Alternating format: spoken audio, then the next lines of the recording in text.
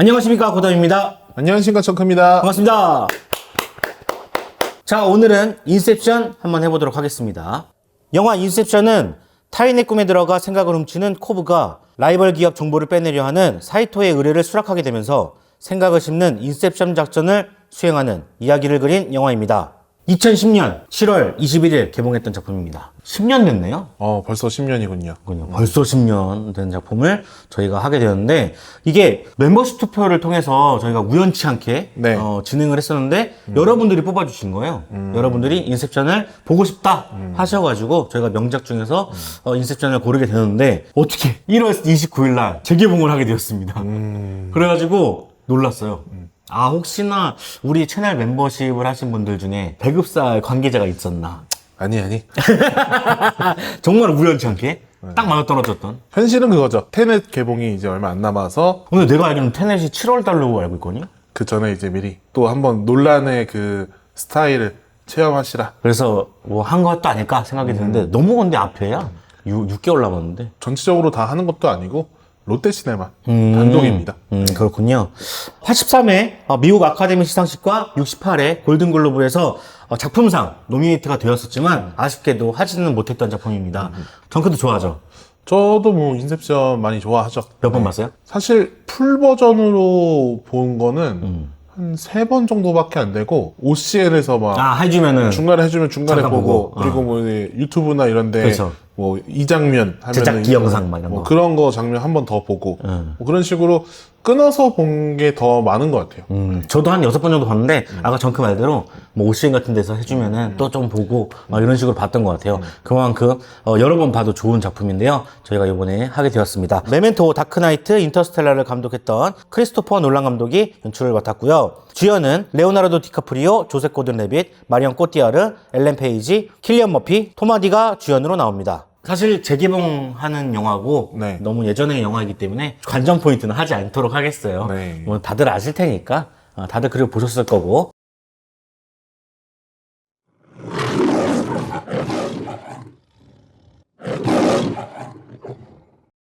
자, 그러면 인셉션 호인지 불호인지 애매인지 한번 나눠보도록 하겠습니다. 사실 이것도 의미가 없지 않아요? 아니죠. 왜냐면은 이 작품을 옛날에 봤는데 네. 난 이 작품은 왜 이렇게 명작인지 모르겠다라고 생각하시는 분들도 계실 수 있어요. 그렇기 때문에 그런 다양한 의견을 존중하고자 정크에게도 한번 물어보도록 하겠습니다. 네, 저는 이거 호죠, 호. 굳이 따지면은 극에 가까운 호죠. 극에 가까운 호. 네네네. 그렇군요. 저도 극호입니다. 뭐 둘 다 호네요. 네, 이거는 고담이 말한 것처럼 싫어하실 분들도 분명히 될 수 있죠. 네, 있을 수 있어요. 네, 근데 이제 보편적으로 이미 명작이라고 불리고 있는 작품이기 때문에 대부분의 사람들이 좋아할 만한 영화지 않을까 그런 생각합니다. 네. 자, 그러면 인셉션 어떤 영화였는지 딥하고 세심하게 파헤쳐 보도록 하겠습니다. 개인적으로 이제 그 전에도 영화를 많이 보긴 했지만 사실 이 영화를 보면서 좀 영화적인 그 시선이라고 해야 되나? 뭐 영화적인 감각이라고 해야 되나? 뭐 여러 가지 생각들이 조금 이제 그 확장되게 되는 계기가 된 영화라고 할 수 있을 것 같아요. 그러니까 그 전에 크리스토퍼 놀란 감독의 영화 그 다크나이트를 보면서 히어로 영화의 그 정립이 안 되었던 시기잖아요. 네. 근데 그때도 이미 되게 그런 영웅적인 서사, 영화적인 장치들 이런 거를 보는 것 자체가 너무 즐거웠는데 인셉션은 보면서 감독한 사람의 능력이 물론 이렇게 스태프들도 많이 참여하고 많은 분들이 만들어낸 이 다자의 예술이지만 이 감독의 능력의 한계치? 막 이런 걸 뭔가 본 것 같은 그런 기분이 막 들었거든요. 맞아요. 그래서 되게 정말 이 논란이 천재다라고 하는 거는 이 인셉션부터 좀 더 출발하는 것 같아요. 그러니까 다크나이트는 이 사람이 천재다라기보다는 배트맨이라는 소재를 이렇게 잘 활용했구나. 좀 히스레저의 연기 이런 거에 좀 더 많이 포커스가 맞춰져 있었는데 인셉션은 정말 명배우들이 등장함에도 불구하고 감독에 대해서 생각해보게 되는 그런 포인트가 있었던 것 같아요. 그리고 이제 어린 시절에 저도 꿈을 많이 꿨는데 많은 분들도 꿈을 꿨었겠지만 지금도 꿔요. 아니 뭐 저는 요즘에 잘 안 꿔요. 그래요? 네. 거의 한 20대 되면서부터 꿈을 많이 안 꾸게 된 것 같은데 순수가 없어서 그래.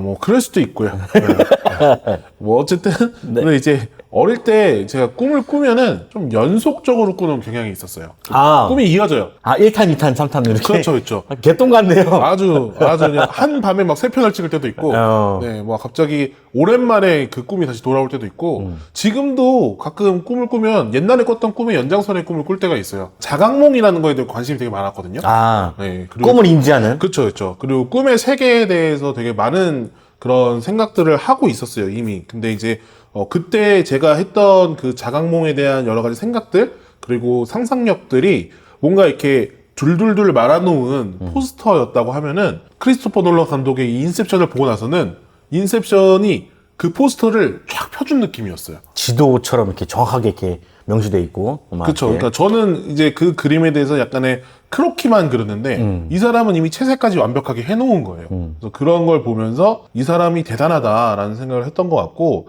그리고 이제 특히 그 아리아드가 이제 무의식 속에서 코브한테 인셉션에 대해서 설명을 듣는 그 장면에서 도시가 이렇게 착 접히잖아요. 네. 그 순간에 뭔가 그 전율, 뭐 이렇게 경악, 뭐 이런 느낌이 포스터가 펼쳐지는 순간이었던 것 같아요. 거기선 꼬부라지는데. 그렇죠.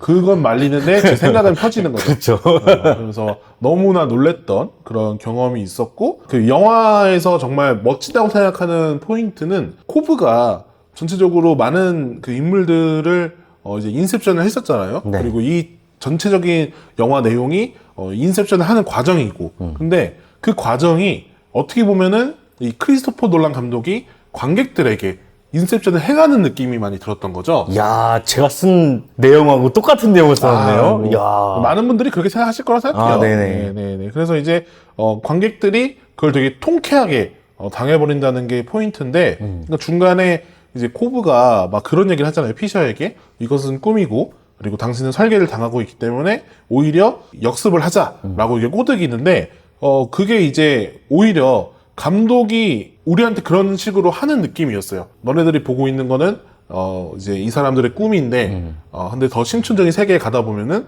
이제 나를 발견하게 되는 그런 느낌이 있는 거죠. 그래서 액자식 구조로 이 지속적으로 계속 꿈의 세계로 들어가면서 관객은 그게 자연스럽게 몰입을 하게 되고, 추가적으로 림보에서 코브가 이제 그 사이토를 구하는 그 과정이 더해지면서 뭔가 이제 우리가 코브가 이제 무의식 속에서 매를 이겨내고 현실로 돌아갔구나, 그래서 자식들을 만났구나 이러면서 안심하게 되는 그 순간에 카메라가 딱 그 멈추지 않는 팽이를 딱 잡아줄 때, 그때 영화가 끝나고 내내 킥으로 쓰였던 에디트 피아프의 노래 이제 농즈느 르크레트리앙. 네. 어려워요. 네. 이게 뭐 그렇죠. 이게 이제 뭐 번역하면은 아니 난 전혀 후회하지 않아 뭐 이런 뜻이라고 하는데, 어쨌든 그게 흐르면서 이제 극장 안에 불이 딱 켜지잖아요. 그 느낌 자체가 내가 그 순간 킥을 당한 것 같은 그 느낌인 거죠. 네, 그래서 사람들이 지금 내가 여태 동안 뭘 본 거지? 이런 생각을 하게 만들고 되게 스스로가 진이 빠지는 그런 경험을 하게 되는, 경험적인 측면에서 되게 놀라운 영화라고 생각을 해요. 그래서 이제 우리가 크리스토퍼 놀란이 만든 148분짜리 인셉션을 당하고 극장에서 나오는 그런 경험을 할 수 있는 영화라고 생각을 하고요. 이래서 먼저 해야 돼. 정확하게 비슷한 표현을 썼어요. 이야, 그래요? 대단하군요. 네. 저는 이걸 뭐 다시 VOD로 보시는 것도 당연히 뭐 좋다고 생각하지만, 재개봉한 김에 극장에서 꼭 보셨으면 좋겠는 영화예요. 저희는 극장에서 봤기 때문에 그런 경험을 충분히 했는데 안 보셨던 분들이 계시더라고요. 그래서 극장에서 정말 보시면 좋을 것 같아요. 네. 왜냐면 저는 정말 극장에서 그 끝났을 때 아까 말한 그 마지막 순간에 사람들이 막 그 동시다발적으로 놀라는 포인트를 극장에서 경험하기가 정말 힘들거든요. 특히 맞아요. 우리나라에서. 외국은 뭐 오, 예! 요! 캡틴 아메리카! 와우! Get out! 막 박수치고 막 이러고 보는 사람들이지만, 우리나라는 조용히 보기 때문에 관객들이 뭔가 일체화된다는 느낌을 많이 받기가 어려운데, 이 영화는 그런 감각을 되게 선사해주는 그런 영화고, 그리고 또 이제 생각하다 보면은 영화가 좀 그런 것 같아요. 그러니까 지적인 쾌감에 많은 것이 몰두되어 있는 영화? 그러니까 영화 자체가 내 그 지적인 감각과 뭔가 이런 꿈에 대한 상상력 이런 것들을 막 자극하다 보니까, 옛날에 왜 그런 거 있잖아요. 놀리야 놀자 막 이런 것처럼 네. 막 내가 막 자극되는 느낌이에요. 그래서 그런 게 너무 재밌는데, 돌이켜보면 이 영화의 유일한 단점이 그건 것 같아요. 너무 이제 그 뇌를 자극하는 그런 지적인 요소들에 많이 맞춰져 있다 보니까 이 영화에 감정적인 요소가 아예 없는 건 아닌데 그런 부분들이 생각보다 많이 잊혀진다는 거? 아, 이 영화 너무 재밌어. 막 신나. 그리고 막 이런 거 설계가 너무 잘 돼 있어. 이런 얘기 많이 하는데, 레오나르도 디카프리오가 막, 부인을 잃어버렸을 때 막 감정이 막 너무 와닿았어. 이런 얘기 하는 사람들 많이 못 봤거든요. 아, 저는 근데, 저도 뭐 공감을 할 수 있는데, 첫 번째 볼 때는 정말 아까 뇌를 쓴다는 느낌이 되게 많이 들었는데, 두 번째 볼 때는 눈물을 펑펑 흘렸어요. 그 코브에 너무 감정이 너무 와닿아가지고, 그 60년 동안 갇혀있다는 것 자체가 너무 슬프고, 만약에 여자친구를 생각했을 때 생각을 해보면 정말 슬프더라고요. 아니, 이제, 아내라고 하셔야죠. 아내.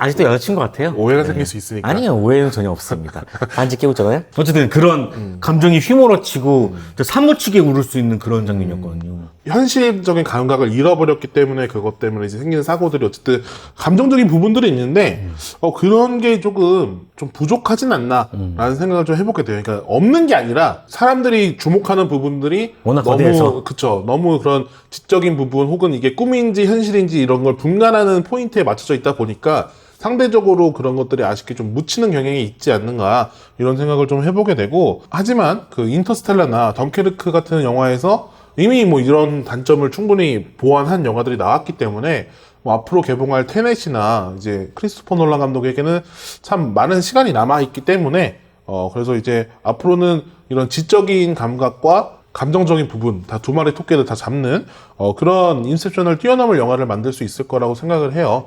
그리고 아까 살짝 결말 부분에서도 얘기했지만 되게 논란이 많았거든요. 네. 저희가 극장에서 이제 보고 나왔을 때 그 당시에는 인터넷이 이렇게 발달되어 있어도 외국 소식들이 이렇게 빠릿빠릿하게 들어오는 느낌은 아니었어요. 그렇죠. 그때는 네.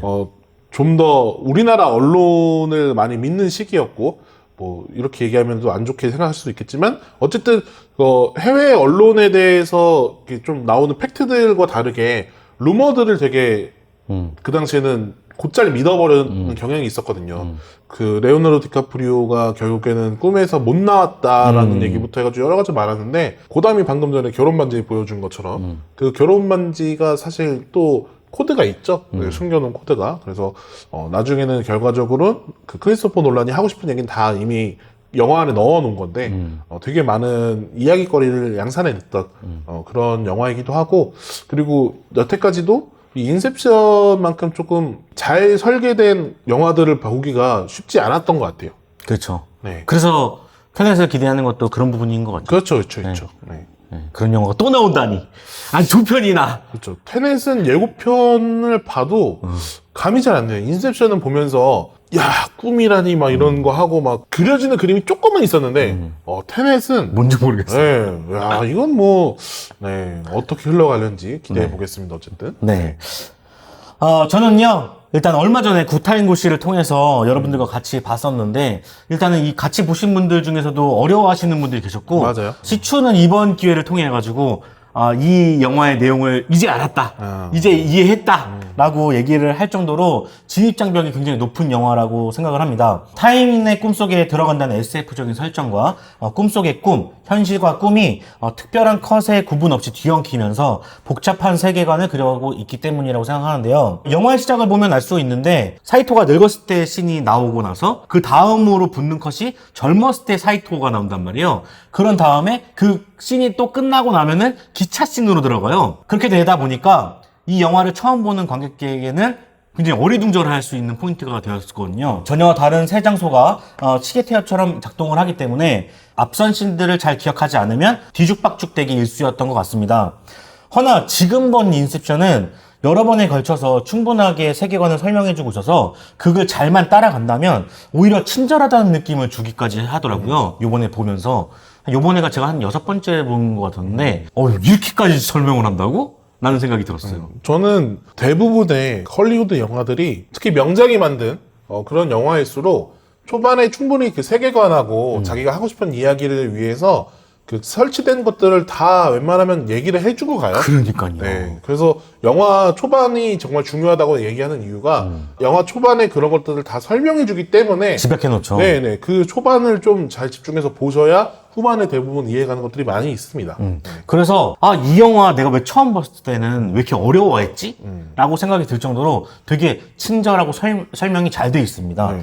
그래서 저는 그 가끔 막 그런 분들 계시잖아요. 막 영화 외적인 부분에서 막 해석이나 이런 걸 되게 많이 끌어오시는 분들이 많이 있습니다. 그러니까 네. 그게 나쁘다는 게 아니라 그것도 되게 다양한 좋은 해석인데 웬만하면은 저는 영화 안에 거의 다 답이 있다고 생각을 해요. 그렇죠. 네, 그래서 영화 안에서 최대한 답을 찾는 게 가장 좋은 해석이 아닌가라고 개인적으로는 생각을 합니다. 그런데도 정말 놀라운 것은 현실과 꿈, 그리고 꿈의 단계들을 구분 지을 때 플래시백 때 쓰는 흔한 효과들이나 흑백 혹은 색감을 다르게 해서 현실과는 다르게 표현을 한다거나 특별한 장치를 부여하는 것이 아니라 그대로 컷들을 이어붙이되 각본의 힘으로 경계를 나누고 관객들에게 이해를 시킨다는 점이 굉장히 놀라운 포인트라고 생각을 하는데요. 그런 거 있잖아요. 가족 오락관 같은 거 보면은 벽과 벽 사이 이런 게임 있잖아요. 네네네. 그런 거 하다 보면 알겠지만 이 한 단계 넘어갈 때마다 의미 전달이 되게 희미해지고 변질되기 마련인데 이 영화는 그 점에서 굉장히 다릅니다. 세계관과 각본의 중심이 굉장히 잘 잡혀 있으니까 어떤 이야기를 해도 그리고 딴 데로 새도 본질을 벗어나지를 않아요. 이런 복잡하고 거대한 세계관을 마치 아무렇지 않은 듯 이어붙인 감독의 역량이 정말 대단하다고 느껴지는 대목이 아닌가 싶습니다. 다시 보면 또 눈에 들어오는 것이 용어였는데요. 주인공 코브의 직업은 추출자라고 나와요. 그러니까 훔치는 거를 추출한다. 이렇게 표현을 하고 꿈에서 깨지 않을 때 쓰는 게 킥이죠. 생각을 심는 것은 인셉션이고 꿈을 만드는 일을 설계한다, 디자인한다. 요거는 뭐 건축 용어 같은 느낌이 나죠. 그리고 꿈과 현실을 판별할 수 있는 토템이라든가 꿈에서 빠져나오지 못하는 림보. 일상에서 쓰는 용어라기보다는 좀 떨어진 용어들이긴 하지만 SF적인 상상을 현실화하는데 가장 적합한 용어들을 차용을 했다라고 저는 요번에 보게 되면서 생각이 들었던 것 같아요. 근데 그게 영어라서 그런 걸 수도 있어요. 그렇죠. 네, 그 사람들한테는 이게 그냥 평범한 단어인데 근데 그렇게 되면은 자막이 굉장히 잘 살린 거죠. 그럴 수 있고요. 제가 영어를 알아듣지 못해서 자막을 기준으로 지금 적은 겁니다. 네, 자막을 기준으로. 그리고 또 꿈 하면 생각나는 것들이 있는데 그런 호기심들을 관객들에게 자극을 시켜줬다고 생각을 하거든요. 첫 번째로 꿈은 시작부터 생각이 나는 게 아니라 중간부터 생각이 난다. 중간부터 기억한다라든지 기억에 의존하면 꿈과 현실의 구분이 어려워진다. 현실을 계속 갖다 붙이다 보면은 꿈과 현실이 분간이 안 된다. 우리들도 그 꿈을 꿀다가 이게 현실인가? 꿈인가? 이럴 때가 있잖아요. 그렇죠. 근데 저는 꿈이라는 게 확실히 인지가 돼요. 아, 진짜. 그러니까- 능력이다. 난 안 돼. 그거 이제 특히 뭔가 꿈에서 뭔가 제가 평소에 못 보는 인물들이 등장하는 경우에 제가 예전에도 한번 얘기했지만 연예인들이나. 연예인이 나오거나 이러면은 저는 순간적으로 제 판단하에 이거 꿈이다. 물론 꿈 초반에 흐를 때는 자연스럽게 못 느끼죠. 근데 위화감이 점점 느껴져요. 아, 그래요? 그 인셉션처럼 점점 위화감이 느껴져서 그래서 제가 그 얘기 했잖아요. 제 꿈에 제시카 씨가 예전에 한 번 나왔을 때도 사진을 딱 찍으려는데 핸드폰을 보니까 옛날 구식 핸드폰이었다. 그러면서 이거 꿈이다 라고 생각했고 그 다음에 이제 또 한 번 제시카 씨가 꿈에 나왔을 때 그때도 제시카 씨 한번 나오셔야겠네. 그때도 제가 딱 그 뭔가 중간에 이거 확실하게 꿈이다 라고 생각하는 그 장치들이 있었어요. 대단합니다. 어쨌든 저는 안 그래요. 그리고 힘든 삶을 잊기 위해서 꿈을 꾸는 장소가 따로 있다던가 꿈이라는 이 허상을 되게 용어를 통해서 잡아줌으로써 세계관을 창조해낸 것이 정말 취향 저격이었다고 생각을 합니다. 사실 꿈과 도둑질이 주 소재였기 때문에 이 헐리우드 블록버스터와는 거리가 먼 영화라고도 볼 수 있는데요. 하지만 이 영화는 무의식이라는 불안정한 요소를 통해서 적을 만들어내고 상상력을 통해서 공간을 휘어버리고 재조립함으로써 블록버스터의 면모도 갖추게 됩니다. 참 이런 거는 쉽지 않은 건데 정말 그냥 우리나라 기억이나 꿈이나 이런 것들을 보면은 이렇게까지 못 만든단 말이에요. 그렇죠. 그냥 드라마로 흘러버리거나 그렇게 되거든요. 그리고 여기서 멜 역의 마리온 꼬띠아르의 등장은 이 스릴러 자체로서 기능도 도맡아 버리는데요. 마치 순간이동을 하는 듯한 이 캐릭터는 어떤 작전을 수행하는 방해 요소로서 탁월한 등장이었고 내용 깊숙이 들어가 보면 코브의 무의식에 비극적인 스토리도 포함되어 있어서 더욱 입체감 있게 다가오기도 합니다. 마지막 엔딩에서 아까 정크가 얘기했던 부분이었는데, 팽이가 계속 돌아가는 것이냐, 팽이가 멈추는 것이냐, 아직까지도 이렇게 말이 많죠. 저는 요거에 대해서만 얘기를 하자면은, 어떤 결론으로 도달하든, 이건 관객의 몫이기 때문에 그렇게 생각하시는 게 맞다라고 말씀을 드리고 싶은데, 일단은 지금 생각해보면, 러닝타임 147분 동안, 우리가 크리스토퍼 놀란에게 인셉션 당하고 있던 게 아닌가 생각해봅니다. 1분 줄였네요. 정말 똑같은 대사를 썼죠? 대본을 저희 둘이 따렸어요. 맞춰본 게 아니란 말이에요. 얘기도 안 나눠요. 근데 똑같이 썼네요. 영화 안에서 주인공들이 현실과 꿈을 넘나들면서 현실과 꿈을 구분 짓는 것처럼 우리도 마찬가지로 현재의 씬과 꿈 씬을 오가면서 모험을 했고, 그 다음에 엔딩에서 코브의 아이들이 얼굴이 등장을 했고, 아버지와 함께 집에 들어서 해피엔딩을 맞이했음에도 불구하고 팽이를 돌리는 순간 이것이 꿈이다 현실이다 뭔가 구분 짓는 것처럼 뭔가 우리들도 인셉션 당한 게 아닌가. 영화에서 펼쳐진 것과 현실에서 펼쳐진 것이 되게 일맥상통하게 떨어지는 그런 체험을 할 수 있는 그런 영화가 아니었나 생각을 해봅니다. 요번에 타오르는 여인의 초상이라는 영화를 봤는데 네네. 그 영화를 보면은 그 영화 소재가 초상화잖아요. 초상화를 소재를 쓰고 있는데 그 영화를 보고 나면 정말 초상화를 보는 느낌이 들어요. 그러니까 영화 자체가 자기한테 소재로 다가오는 그런 영화들이 있는데 이 영화가 마침 그런 거죠. 내용 안에 소재가 인셉션인데 내가 인셉션을 당하는 그런 이 영화. 이런 영화들이 좋은 영화예요. 정말 좋잖아요. 네? 이런 영화 많이 보고 싶어요. 정말. 되게 빨리 개봉해주세요. 이게 그리고 똑같다고 말하기도 좀 뭐하겠지만 그리고 정반대의 영화라고도 얘기하기는 힘들지만 인터스텔라하고 굉장히 흡사한 점이 되게 많다고 생각해요. 뭔가 중력이나 속도, 시간 이런 것들 개념을 도입을 하고 그 다음에 우주는 멀리 퍼져나가는 거잖아요. 근데 꿈속은 빨려 들어간다는 표현을 쓰긴 하는데 그러니까 정반대로 이렇게 펼쳐지는 게 네네. 되게 반대 지점에 있는 영화기도 하면서 흡사한 영화기도 하다. 그 미지의 공간도 나오잖아요. 인터스텔라에서. 네네. 맨 마지막에 4차원 공간이라고 해야 되나요? 그 공간에 이제 돌입을 하는데 여기서는 림보라는 그렇죠, 그렇죠. 여기서는 림보라는 곳을 통해서 또 그런 곳을 보여주어서 이 사람은 정말 대단한 사람이구나. 우주로도 갈 수 있고 지구 끝까지 땅 끝까지로도 갈 수 있구나. 그렇죠. 그러니까 아까 전에 제가 이제 제 상상력에 대한 이야기를 좀 했었는데, 그러니까 그런 거예요. 그러니까 사실 인셉션도 그렇고 인터스텔라도 그렇고 누군가는 한 번쯤은 생각했던 것들이라고 저는 생각을 해요.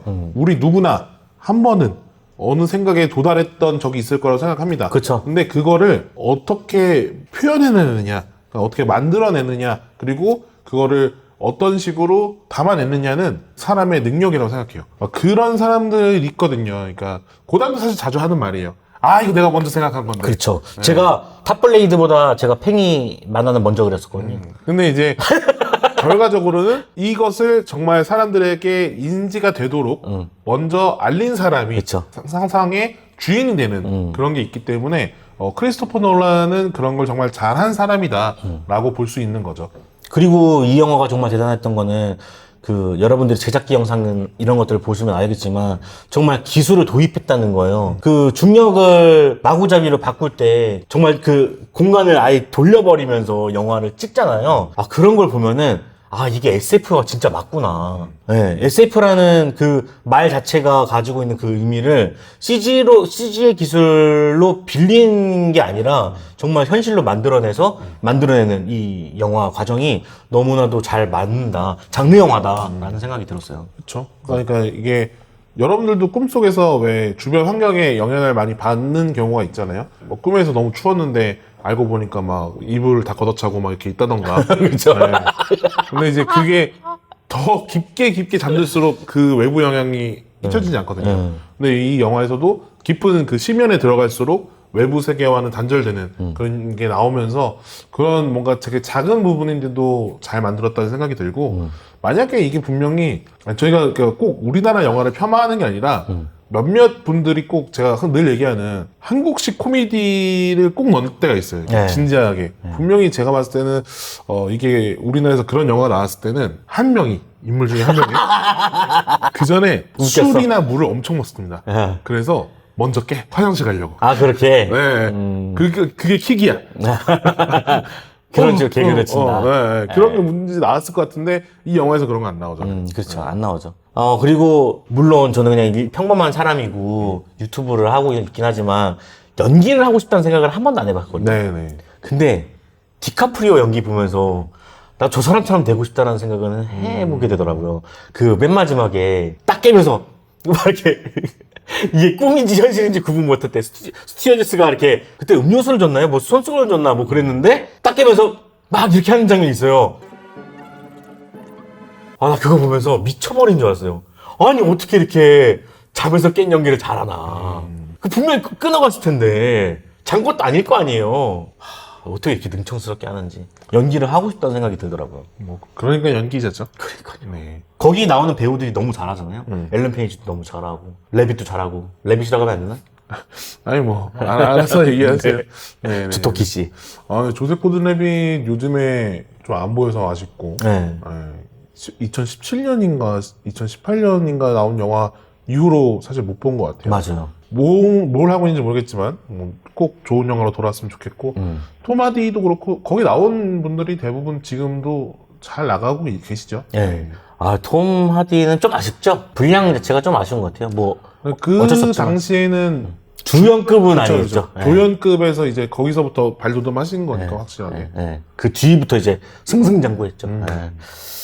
자, 인셉션의 감상평 듣고 별점 남기고 끝내보도록 하겠습니다. 영화를 통해 경험하는 현실과 꿈의 도치 4.8점 드립니다. 지성으로 형상할 수 있는 예술의 미로 결정체 4.8점 드리도록 하겠습니다. 이야, 4.8점도 똑같네요. 난 이게 너무 신기해. 설계했니? 점점 닮아가는 건지 아니면은 정말 다른 경로로 이렇게 좋아하게 된 건지 잘 모르겠지만 참 이렇게 비슷할 때마다 깜짝깜짝 놀랍니다. 예. 어쨌든 인셉션은 이번에 또 재개봉을 했으니까 저희 돈 받은 거 절대 아닙니다. 돈 받은 거 아니에요. 제발 던져주세요, 돈 좀. 네, 돈 좀 던져주시면 좋겠습니다. 이런 기회를 빌미로 이렇게 리뷰하면서 좀 됐으면 좋겠네요. 근데 그래요. 저희는 다음에 더 좋은 영화로 찾아뵙도록 하겠고요. 저희가 멤버십 투표를 통해서 또 2월달 명작을 뽑아보는 시간을 가져보도록 하겠습니다. 여러분들 많이 참여해 주시길 바라겠습니다. 저는 고담이었고요. 정크였습니다. 그럼 안녕히 계세요. 뚜뚜뚜뚜뚜뚜뚜뚜 예. 뚜두두두